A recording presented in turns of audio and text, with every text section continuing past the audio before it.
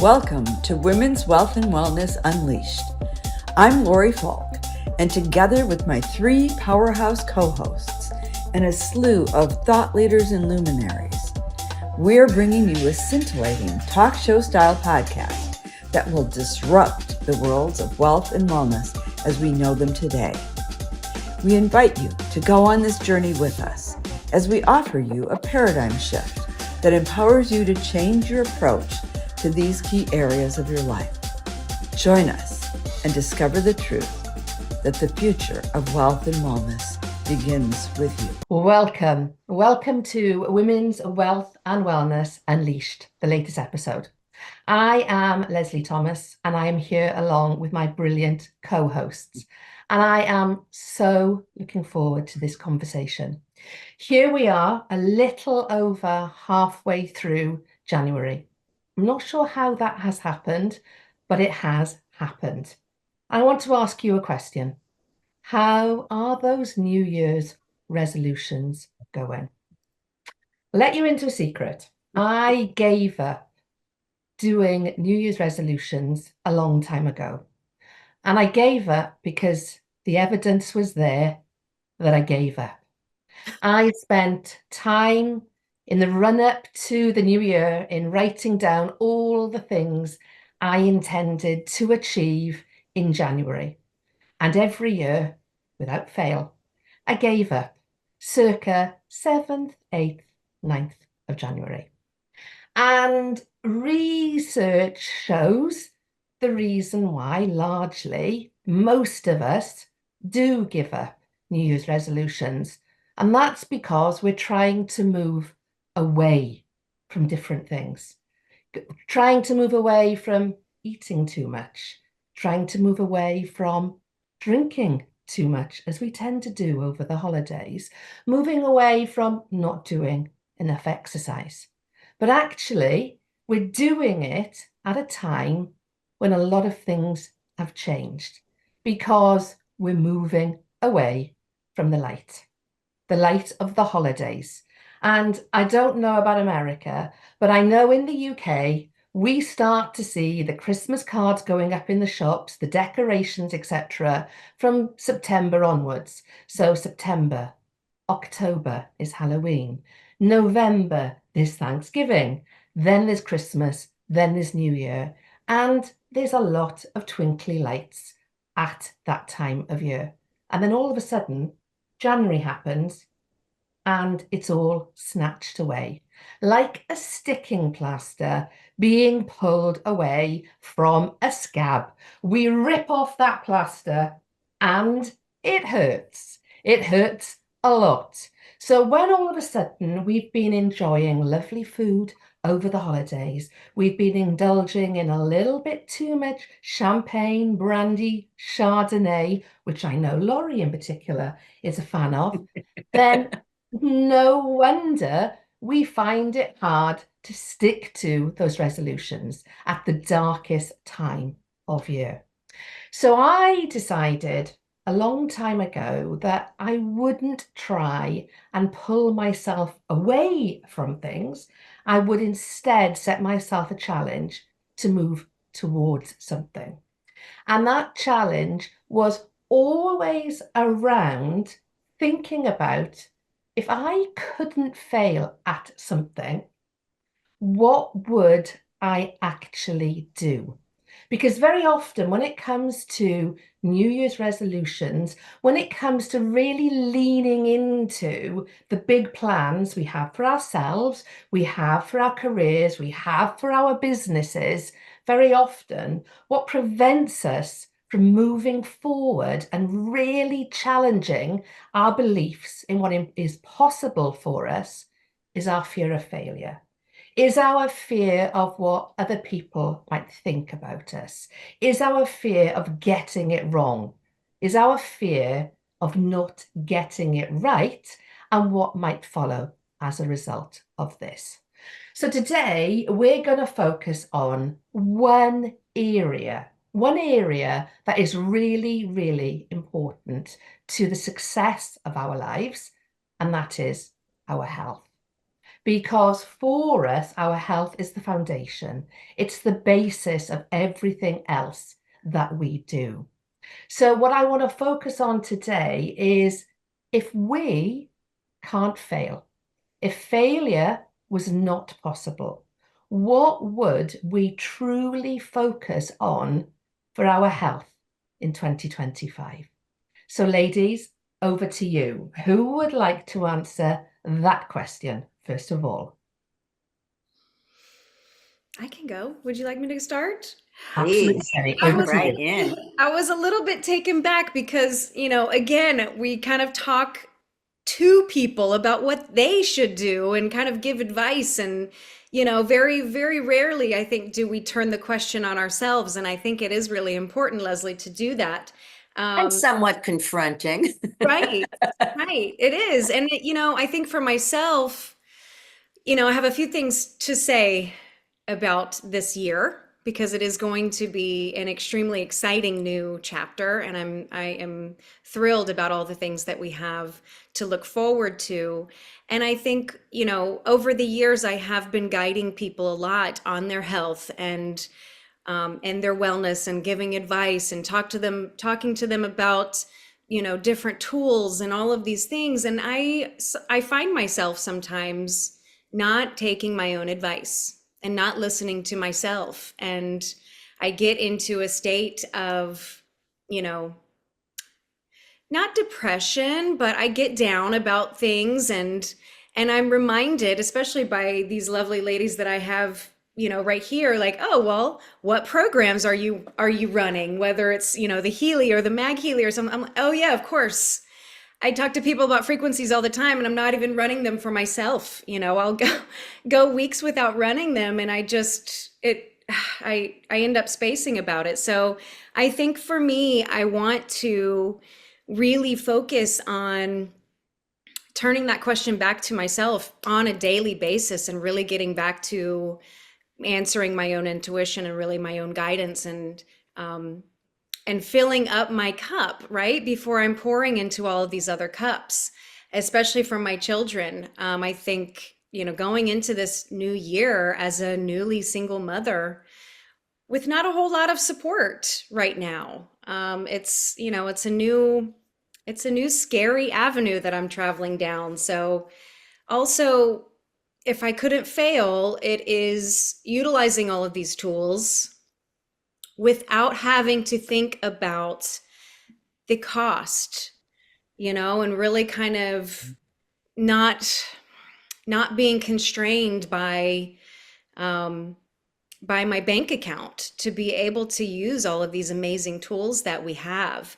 Um, and here's another take on it as well. And I'm in Florida, and it's really hot down here. Actually, we had a little bit of a cold night last night, so I think it's like 75 degrees instead of 85 degrees. I kind of hate you already. I know, it's so hot here. So No, yeah. you kind of stop thinking about, we are, for especially for the Northern Hemisphere, we're in the dead of winter. And so to to try to put this pressure on ourselves to be this new year, new you, I mean, that is a real challenge in itself, when really, if you are in those winter months, this is that time of kind of hibernation and, going inward and being still. And, I think that having that guilt that we place on ourselves to keep up with the Joneses or whoever it is that's pressuring you to keep a New Year's resolution, I think that we kind of need to do away with that anyways and focus on just being present in one day at a time. Um, so I think for me, that's kind of where I'm at, and using all these biohacking tools that I love, and really kind of maybe paying attention on a daily, like, okay, what tool are we going to focus on today or for the week? And, with my kids, because they ask for things by name, to use, which is really awesome. And I want to continue that education for them. And speaking of the biohacking stuff that I know we've talked about on previous episodes, but we're going to go into that even more. We've got a special guest coming up next week, but we'll talk about that a little bit later. I'll pass the mic on for now. But I hope that what answered you your said question. there. So, carry on, Laurie. No, carry on. No, I said I hope that answered your question, Leslie. It did. No, it did. But I think you raised a really good point there. And I think this is something that Susan and Laurie can talk to as well. Because as women, very often we have the knowledge, we have the experience, we have the tools, and we are so good at doing it for other people. But when it comes to looking after ourselves, putting our oxygen mask on first, then we go right to the back of that queue. And we can't do that because if we want to be there for everybody else, we have to make sure that our health is exactly where it needs to be. What say you, Laurie? Well, when you first brought that question up in the green room, if you will, I was kind of like, how do I even answer that? Because I believe your health is your wealth. So every single day, I mean, I have a whole slew of things that I do to foundationally support my body and support my health.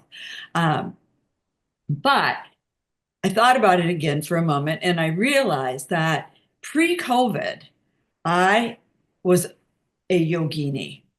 I'm not kidding you. It was 4 days a week at the yoga studio, and I always felt fabulous. And of course, when COVID happened, and the lockdowns occurred, all the yoga studios, closed, and doing it at home wasn't part of my life. And then when they reopened, they had these vaccine rules that I didn't pass. So then I still couldn't go. And finally, I have started to develop, certain people that I follow, like Yoga with Adrienne on YouTube. And so my goal, or not goal, my commitment, because I don't do goals, I do commitments. My commitment to myself is that I'm going to get back to doing yoga 4 to 5 times a week, because not only is it fabulous exercise, and it's weight bearing too. I mean, it does so much for your body, flexibility, weight bearing, but it also keeps your system regular. It also brings you to a state of peace, centeredness that you take off the mat with you. So I know that ultimately I'm a better person when I'm doing yoga every day. So it'll be part of my exercise routine. It'll be part of my meditative routine. It'll be part of my centeredness routine. It's just going to be back in my life in a huge way. So thank you for asking that question, Leslie. And I think as well, you're so right when you talk about goals versus commitment, because I think a goal very often seems something that's far away. I have a goal that I'm going to run a marathon this year. But Really? I don't have that goal. Well, I'll come back to my goal later on. Okay. But commitment is literally you saying to yourself, isn't it? I'm going to commit. I'm going to commit to do yoga regularly. I'm going to commit to drink more water. I'm going to commit. And actually, it feels much more emotionally connected to you rather than something that is purely out there, a trophy you're going to reach for at a certain point, probably towards the back end of the year. How is this conversation resonating with you, Susan? Well, I'm choosing amusement, as I often do. And I'm really enjoying what I'm hearing here. And I loved the question. And I maybe heard it in a slightly different way from Jenny and Lori, because I want to kind of roll it back to there's no way we can fail. Life is an inner game and we get to set it up. And, we make all of the rules. So I'm not even interested in participating in anything that I would fail at. And from that perspective, I'm gonna say I'm one of the lucky ones. Like, most of us are here, like Jenny was elaborating and Lori, that we have amazing tools that we get to use. And one of the perspectives that I can represent, maybe this will resonate with some members of our audience, because I'm really okay with owning that I'm a pretty lazy person. And that although I respect the quality of discipline, which, many people think is necessary or, required for making good choices, it's not one of the superpowers that I was given in a big way. So I've literally had to design a life of making choices that I enjoy, that are good for me, because I have never figured out how to force myself to do anything. So if anybody's resonating with that, I want to suggest that maybe you could be off the hook as well, because I seem to have designed a life that works where I don't force myself to do anything. And I've learned so much about the things that we can do that are easy. I'm really all about the easy button. And some of, these things were mentioned. Drinking water is one of the most powerful things that we can do to support our well-being. Walking. Jenny mentioned, and it's true, there are awesome things available to us that cost money, that we can make choices about, how much we want to invest in. There's also tons of things that don't cost anything. I love walking.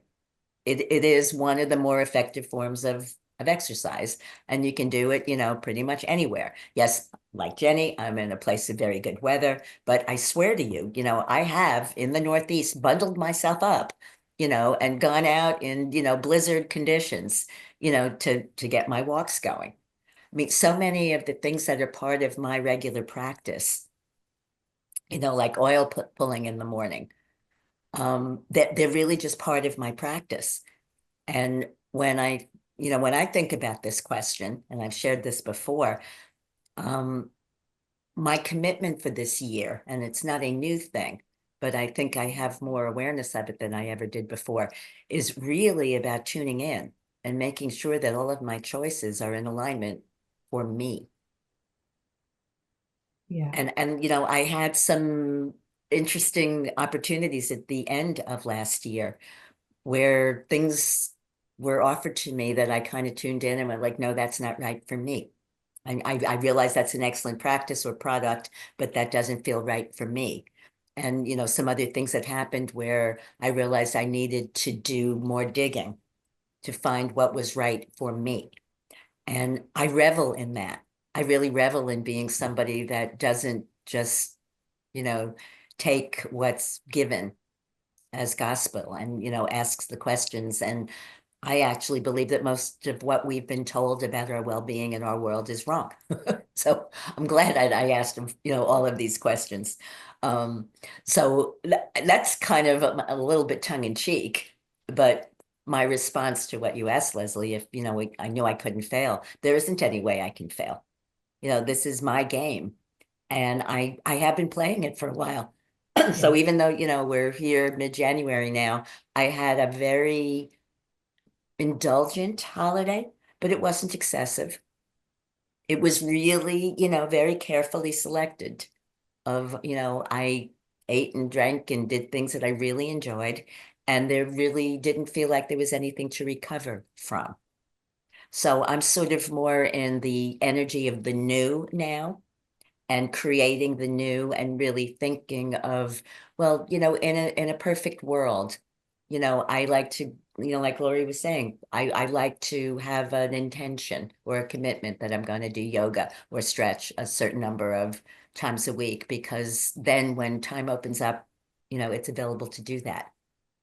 Yeah. Um, you know, I I have meditative practices that I do. So if I have, even an intention that I want to make sure that that happens every other day or so, it seems to be more gracefully able to happen. So I think that's the frame that I would offer today, is we can create all of this in such a way that there isn't anything to fail at. There's more to learn. There's more things to do to take our well-being, to another level. Some of us are excited about, aging backwards, which, Lori and I look at pictures of ourselves from a few years ago and we look better now. So I know that there's more of that available to us. And I'm excited about exploring that personally, and then, again, being able to share it with Absolutely. everybody, because we're really lucky here that we're privy to things that not everybody knows about yet. And Yeah. that's one of the reasons we're excited to be sharing about this. So that's Absolutely. some of my 2 cents on that Yeah. topic. And is it because a little bit like they say beauty is in the eye of the beholder, then failure is also in the eye of the beholder. If you don't view failure as anything other than lessons I have to learn, experience I have to gain to move me forward on a path towards whatever success looks like for you, then actually you're no longer going to be scared of what happens as a result of taking a particular action, because you've got the evidence to prove you're moving yourself forward rather than simply staying where you are. Leslie, thank you for saying it that way, because you just reminded me of something that had slipped my mind. I've talked a lot about wealth dynamics, and something else we'll explore this year. But one of the distinctions that I learned, part of that world that I was part of, was the concept literally of failing forward. Yeah. And this was a very high level conversation among, social enterprise entrepreneurs that were seeking to create wealth for making the world a better place as we are. And they were suggesting that you cannot succeed in life without failing. Because if you've never failed, you haven't taken enough risks, you haven't taken enough action. But you can set it up so that you fail forward rather than backward, so that any outcome is going to be a learning. And just as an example of that, failing backward could happen if somebody puts all of their eggs in one basket. That's unwise. But to put, some eggs in a basket, that makes a lot of sense, and taking one step and seeing what occurs, and getting feedback from life and the universe. It might not go great the first time, but you learn from that round, and you haven't used up all your eggs. That's an example of failing forward. So if we think about it that way, there's really no big obstacle to failing, because ideally we want to get these experiences under our belt and really get a sense of how we uniquely respond and deal with different choices that we can make. So I had forgotten about that, but I think it puts failure in another context of, you know, like controlled failure I that agree. that we seek for learning and experience. Yeah, I totally agree. Fail forward and fail fast. Something else I'd like to cover, and you've just brought it at the front of my mind, Susan. Over the last few years, and I'd love Jenny and Laurie to get your thoughts on this. Over the last few years, because of the pandemic, since the pandemic, a lot of the global population have been told what to do with regards to their health. So in the UK, we've had the flu jab programs, we've had the COVID jab program, being told to take these vitamins, these supplements, etc., etc. And Susan talked about being intuitive and listening more to your body.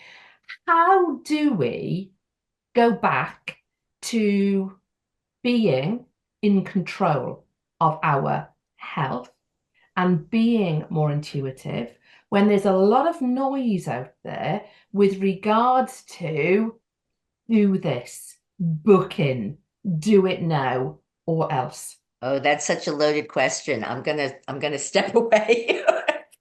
Oh, I'm going to jump in. Please go ahead. I want to hear it. Well, first of all, you've got to educate yourself. You need to study and do your own research, because as the world's about to find out, a lot of the things we've been told we should do or we have to do or are recommended are backed by misinformation. They're backed by money. They're backed by a whole lot that has nothing to do with foundationally with your health.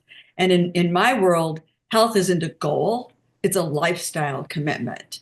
but you can't make the lifestyle commitment if you aren't properly educated. So I am going to I'll top line for you how I'm reverse aging. I have a picture that anybody who's out in the audience, if you want to see this picture of me from 10 years ago, you reach out in the Facebook group and I'll post it.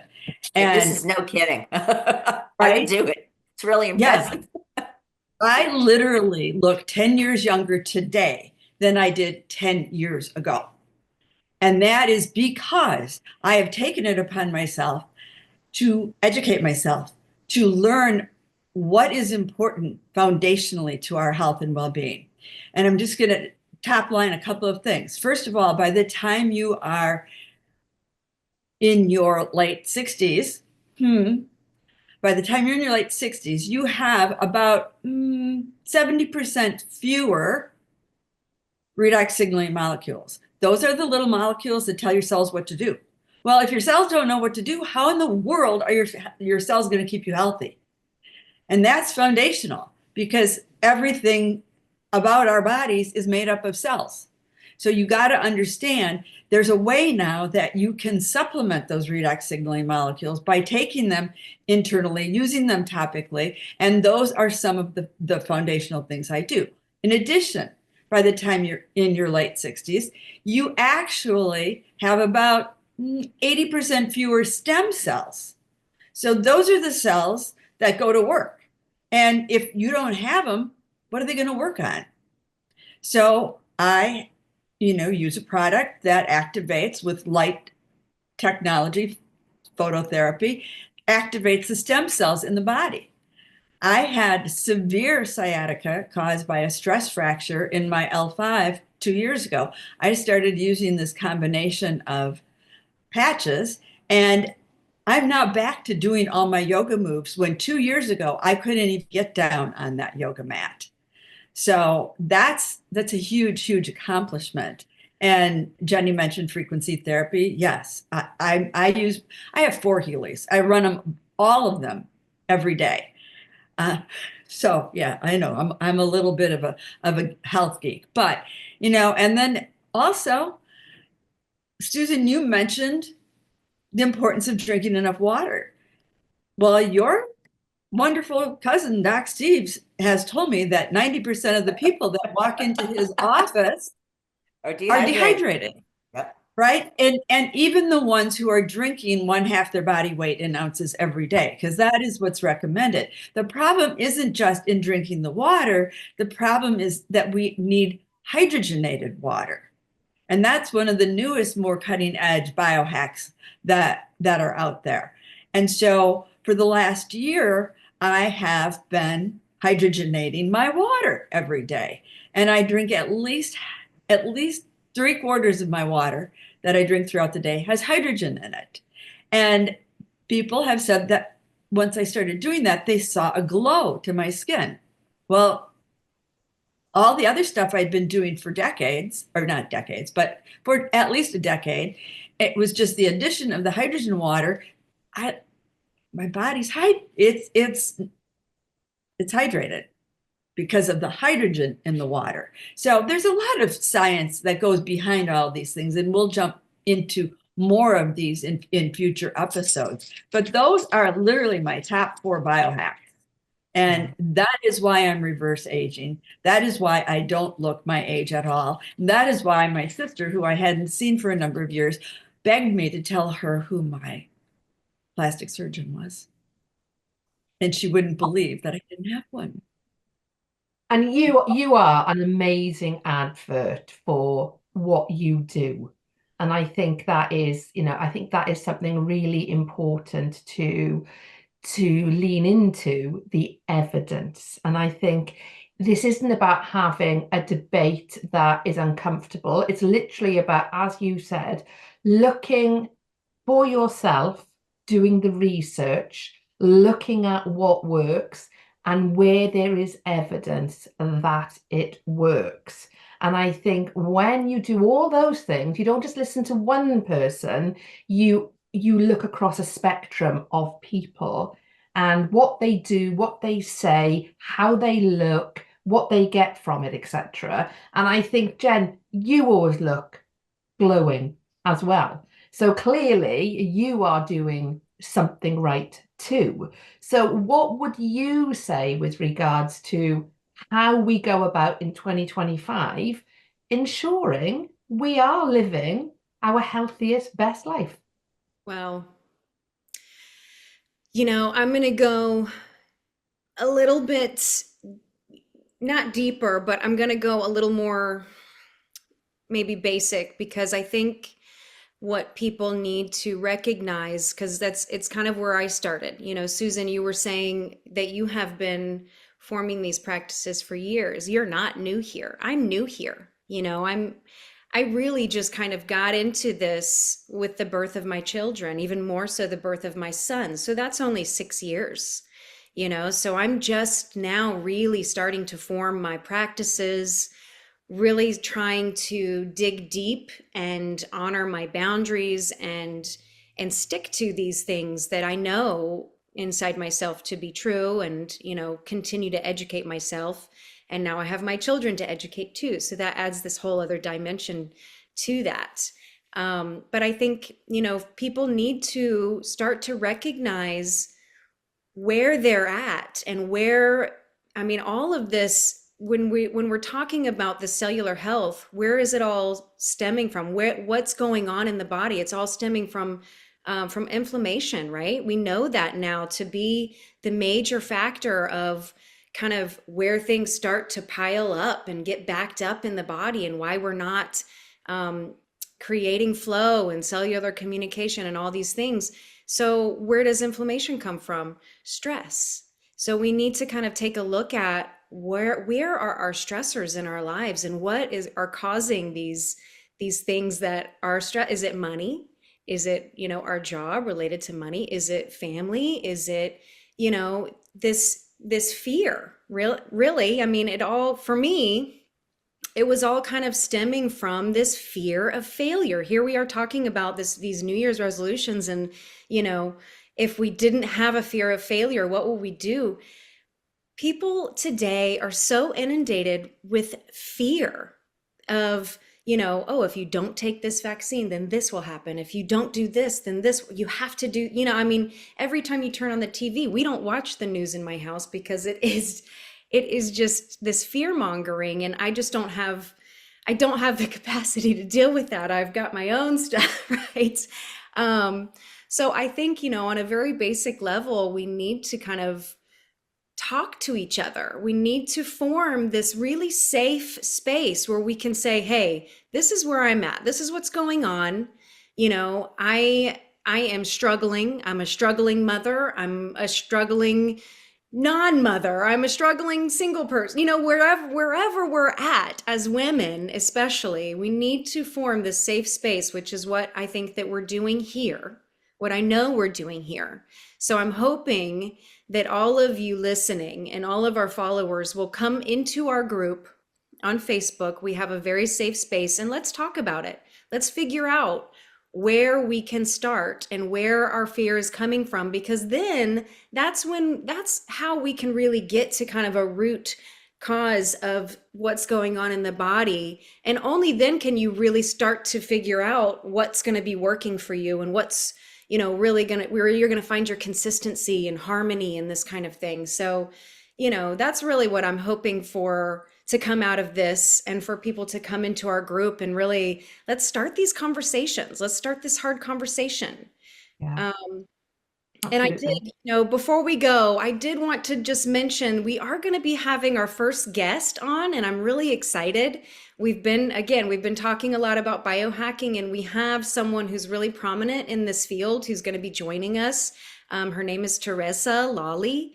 Her and her husband Anthony have created Lolly brands, and they produce documentaries, and out of their own health scares that they were going through, have really delved into this biohacking world, and they are doing it in such a phenomenal way. And I'm so honored that we get to have her, and for her to share her story. So that, we'll be sending out more information on that. But yeah, please come over and join us in our group, and let's get some conversations going. Absolutely. Yeah, absolutely. And, my role on the podcast, is as the wealth and money coach. I am very new to all of your world when it comes to looking at proactively managing my health. And as you know, I have been very guilty in the past of just doing what I am told when it comes to my health. And it's only been in the last 12 months. I've always questioned doctors, always, because I do not believe doctors know everything. So I've never been a person to not question doctors. But over the last 12 months, I've had two direct experiences where if I hadn't have known my body better, I would be seriously unwell right now. And it's only because I questioned why certain medication had been changed and why certain medication hadn't worked was I able to take back control of my own body. And I feel that part of our role on the podcast is to give our audience the confidence, not just when it comes to their money, but when it comes to their health, to actually do the research, ask the questions, and never make the assumption just because somebody has the letters MD after their name that they actually know any more than you do about your body, because nobody knows any more than you do about your body. So before Leslie, you're absolutely right. yeah, absolutely. Anybody else would like to pour into this conversation? Yeah, I'd like to, wrap up perhaps with maybe just a bit of a tease, because this is something that is a whole other conversation under the heading of bioindividuality, which is that we are all very different human beings. We have the same basic Functions. equipment, if you will, but I sometimes use the metaphor of a car. There's all different makes and models, and we didn't come with an owner's manual, and we're all really different. And just as a little tease and promise, one of the projects that Jenny and I are working on is something we're going to be rolling out, and we have a webinar coming up later this month that we're calling Biohacking with Ayurveda. Ayurvedic medicine is a sister science to yoga. So if you haven't heard of Ayurveda, you've probably heard of yoga.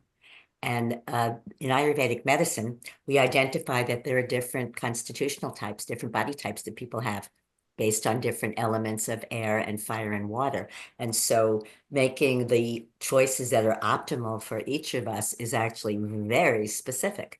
So in addition to the questioning that you intelligently did, Leslie, there's kind of something of an owner's manual that we can each develop to have a sense of how to be applying the wisdom that we learn to ourselves. And we're going to be taking everybody much more deeply into that conversation, because I've been practicing this for 30 some years, and I've been waiting for this moment when it was time to teach the world to speak Ayurveda and really learn how to understand ourselves, get to know ourselves much more deeply. So that's one of the other things we've got coming up to elaborate on what Jenny was speaking about.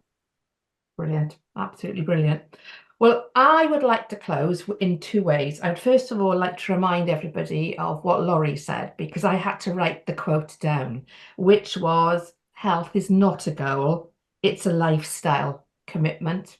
And I think that is really important. But I would also like the audience to answer the question for themselves. If failure wasn't a factor, what's one thing that you will commit to in 2025 for your health? So that's it for today. Thank you very much for joining us, and please do come back next week when we have our first fantastic guest for you. Thank you, and see you next week. Thank you so much for joining us today on Women's Wealth and Wellness Unleashed, where we empower women to take control of the two most important areas of their life: their health, and their wealth. If you enjoyed today's episode, be sure to subscribe, leave a review, and share it with another amazing woman who's ready to elevate her wealth and wellness journey. Stay connected with us by heading to our website and joining our Facebook community. All the details can be found in the show notes.